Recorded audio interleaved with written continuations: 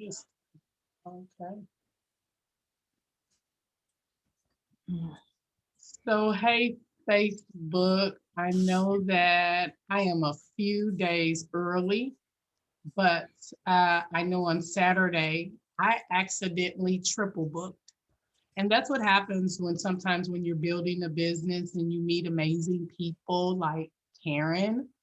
But we made a promise that we would come back and talk to you guys. So we are back. And we are all about the pony up and the pull up and talking about just real everyday things. So, Karen was talking about like tenant law and a lot of other things, but what's been going on, Karen, since we last spoke? Well, a lot of the things that have come down in the pandemic and under the CARES Act. So I'm a little kind of hadn't had sleep for a while. One of them was the huge thing about, people lost their jobs, people lost their income.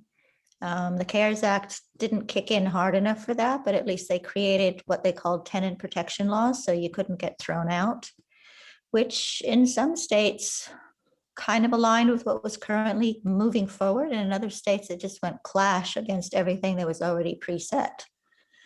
I'm in the middle of working a case right now that comes up on Thursday. And it's actually going to be the first time I do a case online. So I must admit to being a little nervous about that. I don't trust our technology that far. And not being able to, I don't know, face to face with a judge and everybody else, the whole body language, and it's a different experience. So it'll be interesting. But it brings me to the point that laws are created suddenly and instantly. The pandemic, like I said, supposedly created protections for tenants from being evicted because they didn't have jobs and they had no income. And initially it was like, okay, we're going to protect you for 3 months and then 6 months. And I sat there thinking, okay, I love the intent that we're trying to do something, but if somebody can't pay the rent now, how are they going to pay 6 months of rent plus the rent they owe for that month all at once? I'm like, how's that going to happen? Especially if you don't have a job. They have to pay it, right? They're on the hook. Yep. They still got to pay it. They still got to pay it. And it's like it's accumulating payments. Mm-hmm. Sometimes it's hard enough, and you and I are single moms, we've been there. Sometimes it's hard enough to scrap the rent together, period, for that month, but you do it. But trying to scrap 7 months plus, no, not happening. Now it's a year, and they're still dickering about the protections and withdrawing. And the landlords say, well, how do we pay our mortgages? Because we use the rent for it. Well, the landlord's got some protections too under various government programs. But what's happening now is the tenant protections are about to vanish. And that's kind of close to my soul for a lot of reasons. Being a single mom, it's hard. In this day and age, it's even far harder to find a good place to be safe as a woman with your child, not to be afraid and lock the doors 6 times. And what they have done in certain states based on the pandemic thing is they've put up, some new versions of tenant protection laws. But if you don't create an enforcement system when you create a law, you've basically got a lot of fancy toilet paper because it means nothing. Okay, I have a question. Like, I'm not all over the place, but I'm dipping my feet into a lot of different things as I'm getting into the community work that I believe that God is calling me to do. Thinking about tenants and whatever you're getting ready to do, I think it's ironic that I have met maybe 3 or 4 women, the bulk of them Section 8. However, all of them have these issues, different issues with these landlords. All of them are like really good people, like trying to pay their bills, trying to do the right thing. But I want to play devil's advocate if I can. Let's pony up. Like, what about those people who, when this pandemic hit, like they just stopped paying their rent, they just stopped paying their bills, and some of these landlords are struggling For real, There, for real. And like people just not paying their bills and trying to make that make sense. That's crazy to it me. So is. it's like a catch 22, Karen. See, that's not devil's advocate to me because it makes perfect sense. I'm not on the landlord side and I'm not specifically Me, on the tenant side because I'm on the responsibility side, if you want to pick sides. You have, like I said, your people who are doing their best, have negotiated with their landlords, and the landlords have negotiated with them. It's kind of the intersection, again, of negotiation and compromise in both sides trying to do the right thing. When you reach a situation where only one side is trying to do the right thing or one side is completely deciding not to do any of the right thing, that is where you get really, really messy. And I'm with you on that because that doesn't benefit anybody within society. It creates anger, division, and nobody wins. It's a very lose-lose situation. well, I feel for the landlords that are having to go through this and not being able to pay, but I also feel for the tenants yeah, that are also trying with very little help, on that and might be facing homelessness. And that's where my thing comes in because what happens to the kids? that's real. What's happening That's to some of these families where they are doing everything, and I'm just grateful that those are the cases I'm seeing. What do mhm. we do about them now, knowing that you're an advocate and you've crisscrossed the world doing this? Like, how do you show up in some of these conversations with the bigger platforms that is addressing this? Like, what do you have the opportunity to offer them advice? Do you offer them advice? Like, what does the pony up look like? Because you can see the mess. The pony up is to go into the laws that exist and into the ones which they patch them, the patch jobs. And the patch jobs are not very good without enforcement. For example, the United States, okay, this is where people get a little confused on the law. First of all, we have a three-tiered law system, both in the US and internationally in Europe. So it's basically county, state, federal. Theoretically, federal is supposed to overrule everybody when there's a question. But theoretically, yes. So as a country, the United States signs on to lots of agreements and legal conventions with countries. And it's like people assume that the minute the dotted line is signed, that becomes law. And unfortunately, that is not true because unless you ratify a document and have enforcement behind a document, again, like I said, you got a lot of pretty paper. There's basically like toilet paper. You can flush it. Legally, it means absolutely nothing and you cannot use it as a defense. For example, the Bill of Human Rights. It's a guideline. It is not law. It is something that we all work with and accept, and it can be used in international law in conjunction with other things.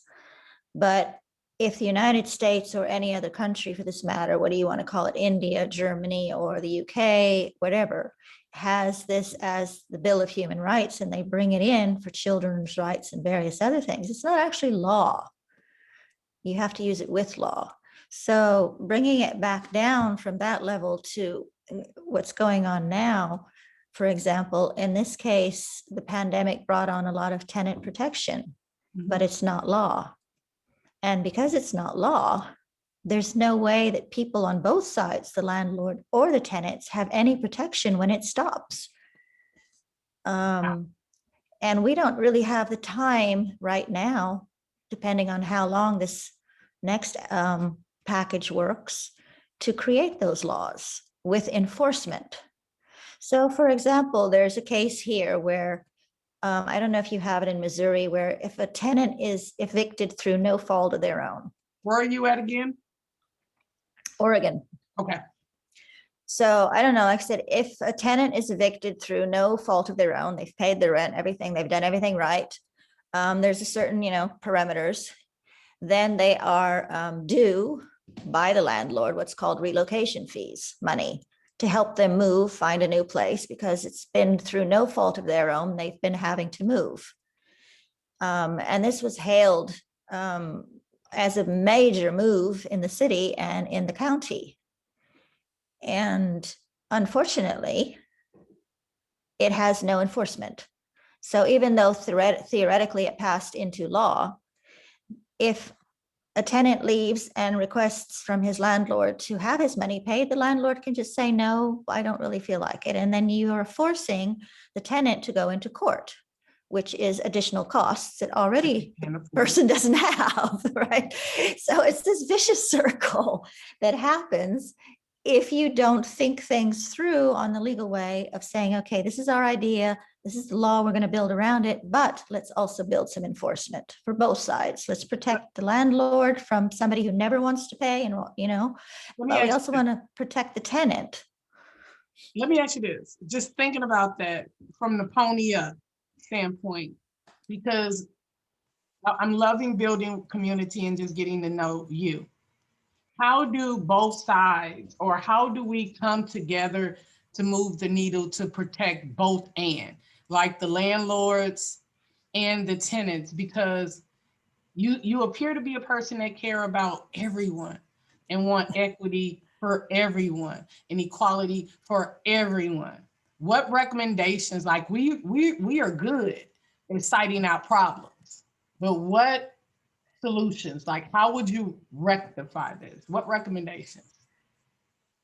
We, back in the 80s, we brought in mediation as a tool, even into the court system. And I feel that if we could polish that tool up a lot better, and it becomes a permanent fixture in community conversations, that we have people that know how to debate, as in mediate. They kind of go together, because you're not taking a side, you're hearing both sides, but you're trying to find that common ground that both sides have so that you can create a solution. We don't mediate enough, especially now with the pandemic. We do a lot of, taking sides and talking sometimes, but we're not together mediating to find a mutual solution, I feel, enough. We're doing it in pockets. But if we could create a solid community tool that everybody can access for free, once you put a charge on things, it doesn't work, that both sides could go to, okay, we all end up going in court in this court mediation, but as communities, for schools, the education, if we had a tool in the community itself that could be neutral, and we could bring these things to it and say, okay, this is how we feel on both sides. We need a neutral party to step in and help us talk to each other and find that solution.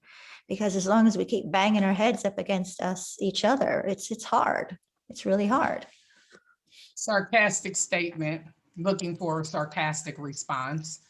But aren't our politicians, aren't they our mediators? Like, that's their role, right? Like, to be neutral and to listen to both sides, make decisions and be impartial. And no matter who voted for them, they take care of everybody, right? No. By the mere fact that you're talking a Republican versus a Democrat, it doesn't happen. They're not neutral. Let's just stay away from the politicians. I mean, I just feel like maybe that I feel like that is supposed to be one of their functions, though, to come to level the playing field, to make sure like the people have access to everything. I think we want them to be, and at one stage they kind of were, but things have changed over the years. Politics is not, it's different now. I mean, it's a job, and so that sort of takes away that human element. It's a job you go to, it's a job you get paid for. And depending on which side you're on, it's a job you're paid to have certain opinions about, or those opinions are supported. So, yeah, I think mediation and politicians don't quite go together anymore. Well, it's worth a try for them to pivot, and go back to the origin of what they were created to do. I think in there, we might have some reconciliation and we can have some real growth so Yes. that the work that activists like you do um, has a more meaningful impact. Like I know, don't miss what I'm saying. What you do is impactful. Like I know you're changing lives and you're digging in no matter what. But if we can get back to the heart of what Mm, we're supposed to be doing and be authentic to that, I mean, really authentic to that, no matter what, yes. I think we could have breakthroughs in communities. But that's what I think. I think people scared to like pull up and be Mhm. honest and take that mask off and do the work. Like Black Lives Matter. They so matter. Yeah. But the things that we are doing is dividing us so far down in silos, even within the Black community. And Yes. that's me as a Black woman saying that. And if I have to be a person that says that so that we can wake up, I'm willing to say that. Yeah. Are we I willing to pivot and be honest no, about what we are individually doing and not doing? totally. Yeah, totally respect that because we have to feel that, first of all, none of us is perfect. None of us can None do of it all by ourselves. Kind of feel that if politicians were more accessible, all the way up to as far up as you can go, I mean, I think that would help. It's like our politicians are so away from us, even locally. It's hard to get to them. It's hard to schedule a meeting. It's hard to stop in the street and talk to them Is it? because they're all afraid. We're Is it afraid. They're though? afraid. Karen, is it? I don't think it's hard to get to these politicians. These politicians allow themselves to be accessible to who they want to be accessible to. Yes. So I Good don't think it's hard clarification. to get, it's not hard to get to these politicians. They choose, yes, son, I'm in a meeting. They choose to be accessible to people because they're very accessible. It's election season. I mean, our politicians going ham with their accessibility. They united in full force in ways that I've never even seen before. People that don't even get along on education views are now aligned to just get things done. It's crazy. Are they aligned with each other or are they aligned with the community and the people? How do you feel that? I think they're more aligned with each other. And I Mm, think they push an agenda to a base of people, the same base that always votes. But the right. people that are living in disparity, that's living in turmoil, that are victims of the life, Mm, it's like I'm looking this way outside my window.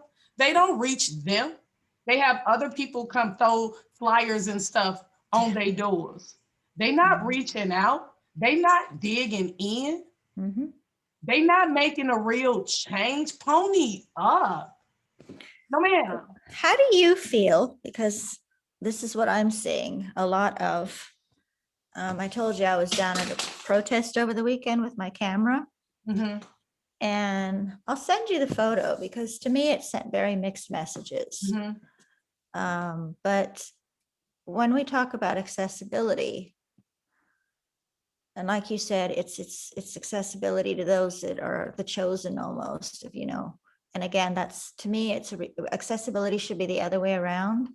It shouldn't be them almost coming to me. It should be me being able to go to them easily and to move that fear away. If I have to, go through bodyguards and gatekeepers and receptionists and God knows what to speak to even a local politician, it's exhausting. It's really exhausting. It's exhausting. I was talking to a candidate, and I hope I don't get this wrong. Please, I hope I don't get this wrong. She's in the 17th ward. She's running for 17th ward, older woman.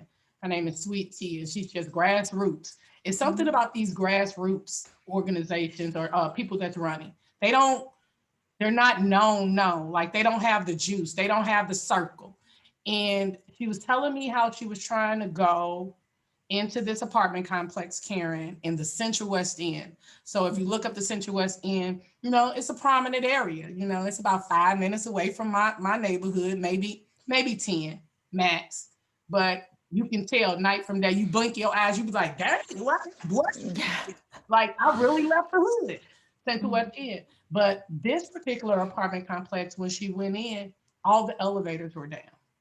Like Mhm. all the elevators were down. The people couldn't get to her. She couldn't get to the people. A lot of these people are older. They're seniors. Yeah. Like, why don't we have these tenants taking care of local people that are in office that are running this stuff? Why don't we have systems in place to make sure all of these things are checked, elevators, all of this stuff?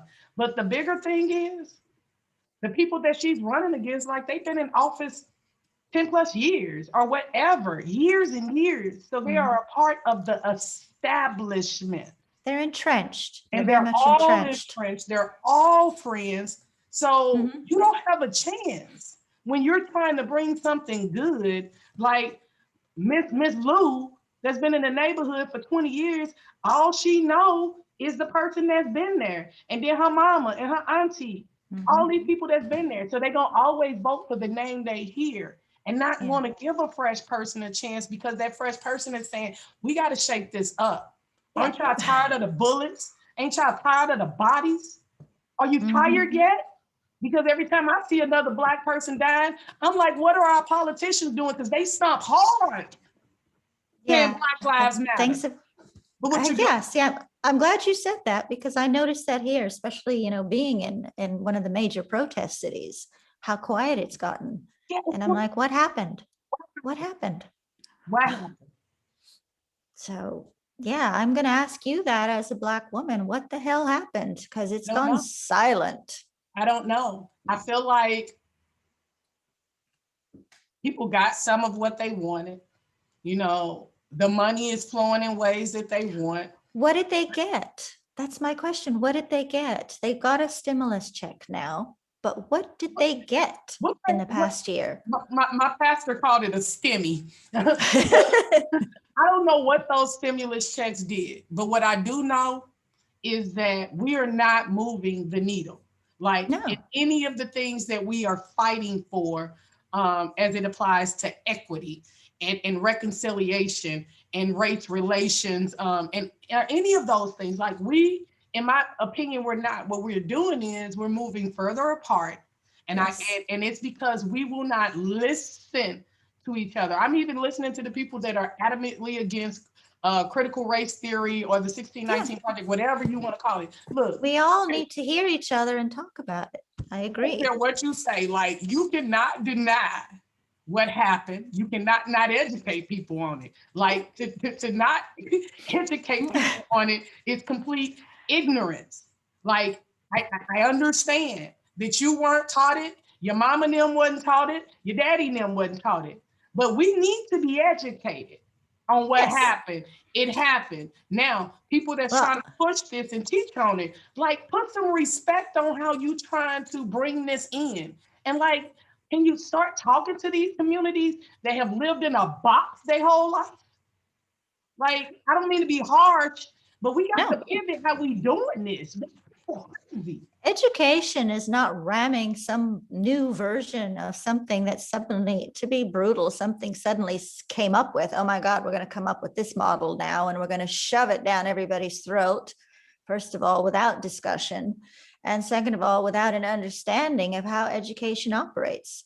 I Mhm. mean, whatever version you shove of history down somebody's throat, that's not educating them. That's programming them. It's programming them. But it happened. Just like my friend this morning, we were talking special education, but she was talking about how she went back and looked at the history of what they did to minorities and how they segregated them from any chance of getting Yeah. an education. It was systematically set up this way Yes. in Missouri and probably across all states. It's It across the happened. states. It's happened to the Native Americans. I mean, the Native Americans were physically taken from their homes and forced into boarding schools to lose their language, their clothing, their identity, everything. It happened to the Asians the same. They were punished if they spoke their native languages. So, in the education system of this country, it's just embedded in so many levels, in so many ways. And people are Um, scared. They don't want to talk about that, Karen. they don't want It to talk has about it, to but be they're talked not about. talking about education. They're talking about perceptions almost of race and trauma. And these are different conversations. They're interrelated, but they're different conversations. So how do they have that conversation? So you're saying, and not necessarily as an argument for or against critical race theory or whatever, you're saying that part of CRT is those things and it needs to be discussed separately, or maybe. No, they need to be, I'm saying you need to have both of them on the table. Oh, So if if you only have one element. So right now what's happening with education is this very peculiar thing of saying that there's the missing piece. mhm. And we are actually all agreeing there's several missing pieces, like I said, from Black American to Native American. I mean, the list goes on of missing pieces that have been taught, or this country's been de-educated for 2 generations. Let's just get real about it. We have not been educating, we've been de-educating.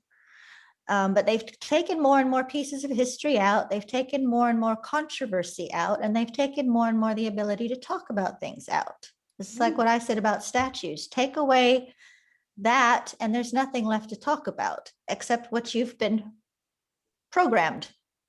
That's it, right? So first of all, you stop talking to each other, and this country has lost the ability to talk to each other. You know, there's a lot of yelling and screaming and taking sides, but to just sit here and say, I agree to disagree with you times. And if I totally disagree with you, can I understand why? So maybe I can change my mind or learn something. That's educating. And that doesn't have to happen in a schoolroom with a teacher telling you, you have 3 options for a right answer, A, B, or C, pick one. That's just repetitive learning, not educating. Educating is, we have 3 answers here, but let me hear why you think A, B, or C is right. I think both sides.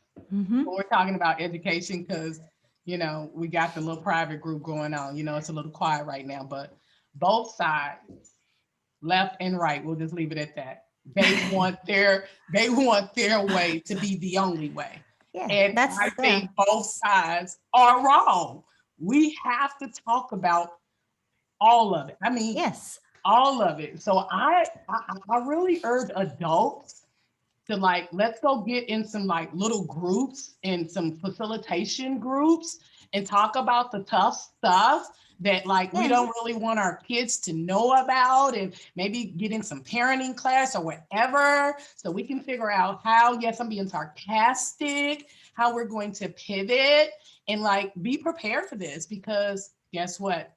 It was history. Yep. It happened. It happened. Around it.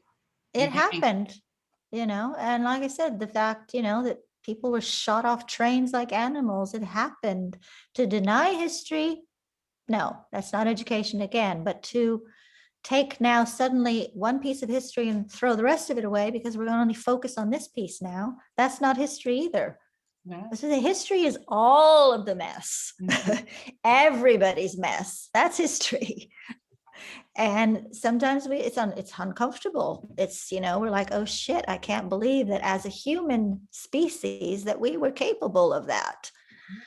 And I'm not going to take it to a white and black conversation because there's so many in between of that same thing's happening, whether it's China right now, that discussion is going on, of people being eradicated. And that's probably going to freak out some people that I mentioned China, but it's just, there it is. It's what's happening. It's part of what's going to be history. What happened in America? What happened to the Native Americans? What happened to the Black Americans? What happened to the Chinese Americans? It's all part of our history. It happened. And if we don't talk about it, we're not talking about history then. We're just picking out things that we feel comfortable with. It freaks people out that I won't stop talking about different organizations in St. Louis, in the metropolitan area, that are not focusing on what I feel is equity, that are not centering parents and centering the community issue. It bothers people to their bones that I just will not shut up about it, to the point where it is affecting funding, it is affecting relationships, it is affecting a lot of things. But here's the thing. I know then when you start talking about special education, and we can wrap this up, when you start talking about special education, you can't even talk about race. Not that, like, I mean, we can because there's a lens, but the first issue is the fact that everyone excludes special education. No Mhm. one knows how to tackle it. No one knows how to give equity to this population. And what's happening in St. Louis, Missouri, in the metropolitan area, when you talk about education and equity, it is wrong. It is bad. And I won't stop talking about it as an African American woman, Karen, to the point where have been canceled and Yeah. and ousted by a lot of different organizations because they wrong. They are wrong. And they won't even let a Caucasian woman speak truth to power on the actual racial issues that's going on in that inequity in special Mhm. education because she white. That's crazy to me. That's the problem. That's what we were That's the talking problem. about before previously, is that when you start dividing the conversation and then you divide it again down on race, so first you start with your subject. And I don't know if you know this, but I was one of the predominant movers and shakers back in the day because we all had to be advocates for our children. Um, my son was gifted. And at that time, because they didn't understand these kids, they literally threw them in the class with the hard learners. So here was a kid who was reading at age 6 at a 12-year-old level, and he was put with kids who couldn't read at all. So he's ending up trying to teach these kids. Um, to me, the short end of that story is that if we don't address ourselves as people first, as Americans first, as address the education level as a bunch of people first, or kids in this case. And you try to take that factor of humanness out, you're not aiming for a solution ever then. Mm. You're just separating us at such a fundamental level that we can never agree. It's like when you said to me, I'm a white woman, and I kind of giggle every time you say that. When you understand, you realize historically, back to history and education, that we all came out of the cradle of civilization in Africa. You're like, okay, deep down, we're all brothers and sisters. And you can't argue with that. That's history.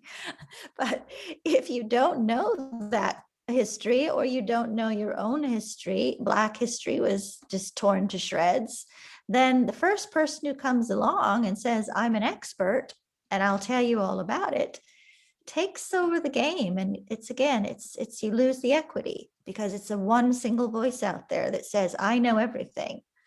Nobody knows everything. I think that's a good segue to close as I think about the movement that's happening slowly in St. Louis, the work you're doing in Portland, as you get ready, probably in the near future, to go back abroad. Like, no one knows everything. So when we all galvanize to one organization or one power source as the end all be all, we are setting ourselves up and our communities up for epic failure. There is power Yep. in the community, power Mhm. in the people, the everyday people that's in the community. And Yeah. we need to tap into them because there Yes. is where the reconciliation is. Yeah. Anything you want to say before I just stop this? I'll let you close us out. Thank you. As always, I love talking to you and your peeps. Yeah, let's just keep talking to each other.